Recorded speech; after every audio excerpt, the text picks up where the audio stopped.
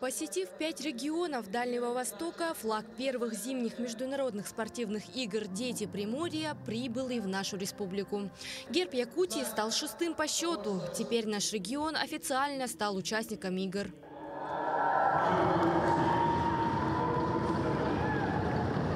Грандиозное спортивное событие объединит более 1000 юных спортсменов из регионов Дальнего Востока, Республики Узбекистана, Беларуси, Северной Кореи и Китая.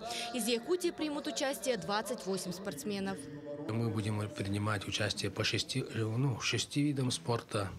Это у нас хоккей, шорт-трек, фигурное катание, лыжные гонки и биатлон. Сегодня наша команда готовится к этим играм и надеемся, что наши ребята выступят и покажут хороший результат. В программу включили 8 зимних видов спорта, в том числе сноуборд, шорт-трек и новое, но быстро набирающее популярность направление фиджитал-хоккей.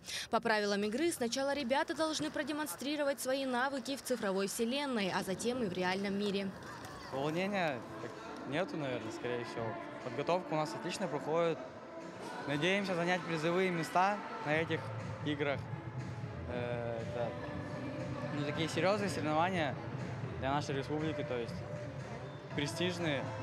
Всегда бы хотелось занять призовое место. Традиционно одним из важнейших символов крупных спортивных мероприятий являются его талисманы. Бесстрашный серый волчонок Хани и ловкий маньчжурский зайчонок Уся водятся в Приморской тайге. Именно они стали символами соревнований. Получается, Уся это Уссури, река, город Уссурийск. Это город, в котором будет проходить соревнования.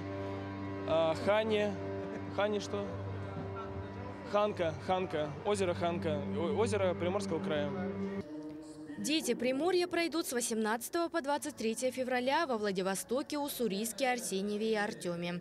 На церемонии открытия последний герб на флаг игр «Дети Приморья» прикрепят во Владивостоке, тем самым дав старт началу масштабного спортивного события. Даяна Федорова, Георгий Григорьев, Якутск.